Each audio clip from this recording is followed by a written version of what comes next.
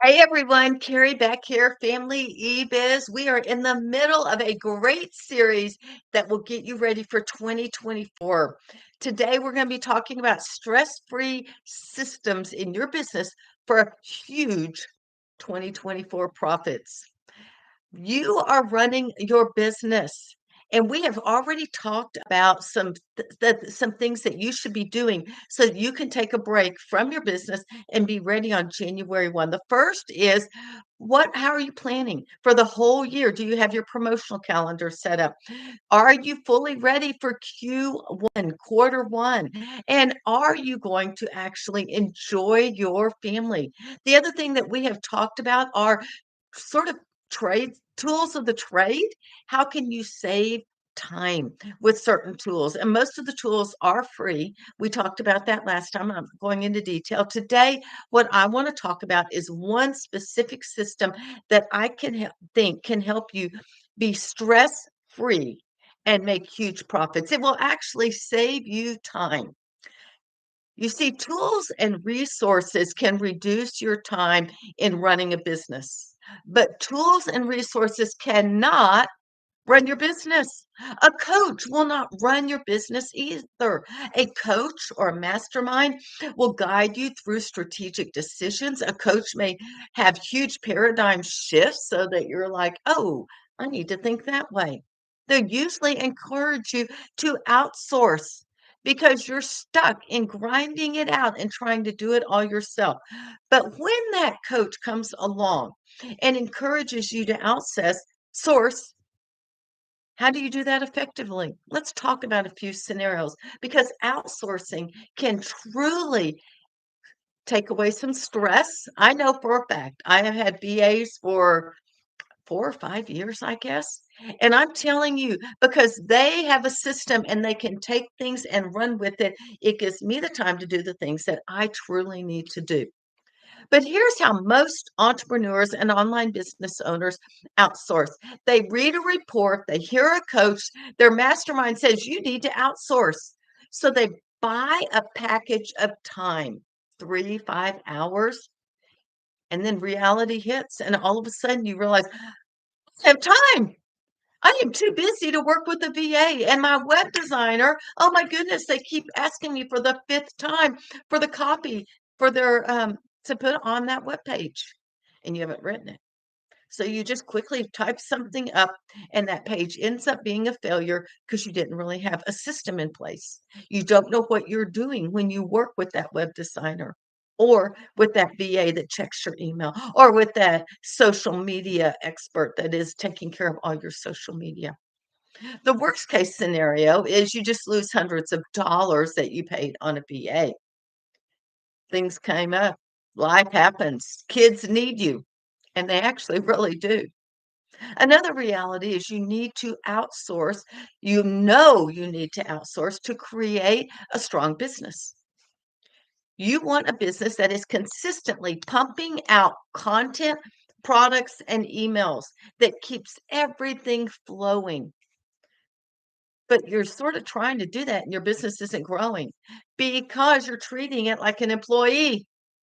You in charge of everything. Where are you on the scale of outsourcing? Let me know. You have a lack of budgeting for outsourcing. You don't have the money for it. Or maybe when you think about giving up control, you just turn pale. You can't give up that task. Or you have skills and you can do it yourself, so why not save money? Or maybe you simply just don't know what to do to outsource. Which one are you? Let me know. And before I move forward on outsourcing, please share this podcast with your friends in the blogging and online business world. I would love to help them, especially when it comes to outsourcing.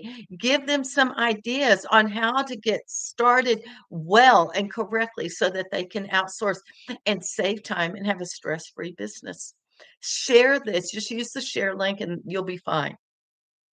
So let me ask you a question. If you are still trying to do it yourself, you are working reactively like an employee, you see yourself spending more hours working than ever before because your time isn't your own anymore. I can relate. That was me. In fact, I have just recently let go of some tasks related to this podcast.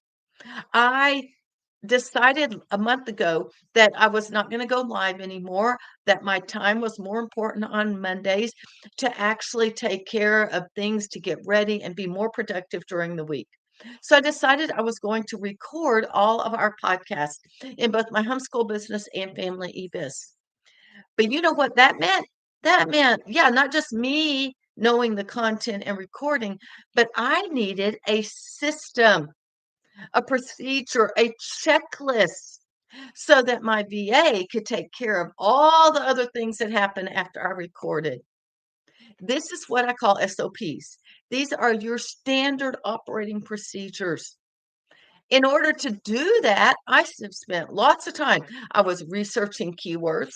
I was writing descriptions for, I wrote a description, but that would be used in my email, my social media share, on the podcast itself.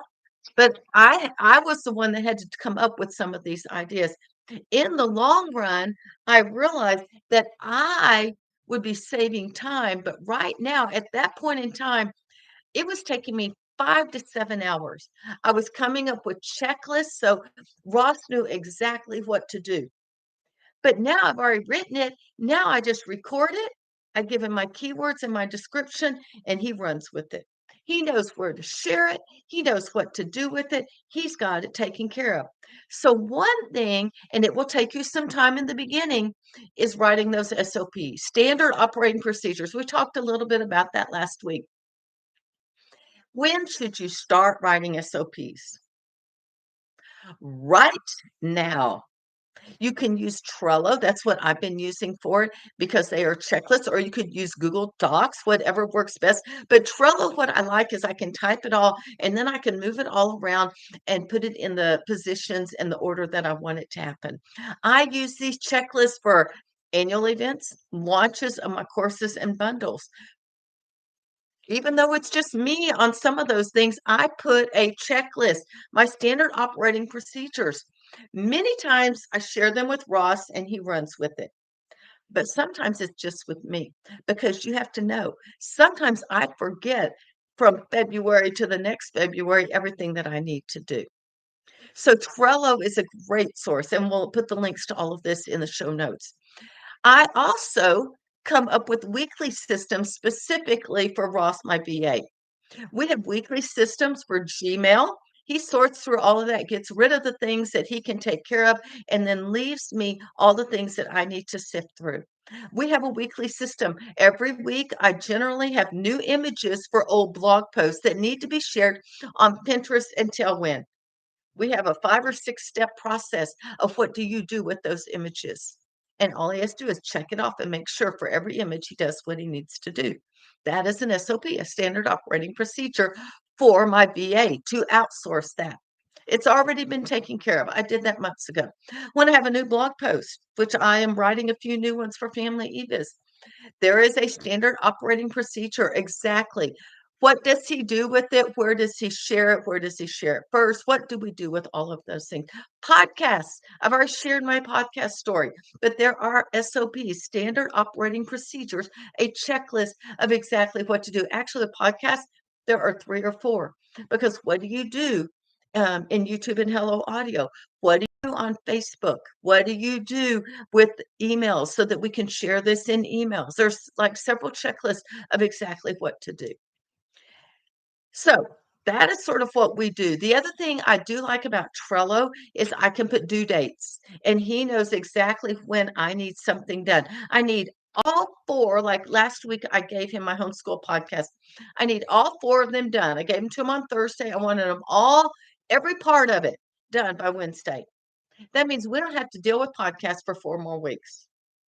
That is a huge relief on me, no more burden, and it saves me time. All I have to do is go in and double check a few little things and make sure it's all set up.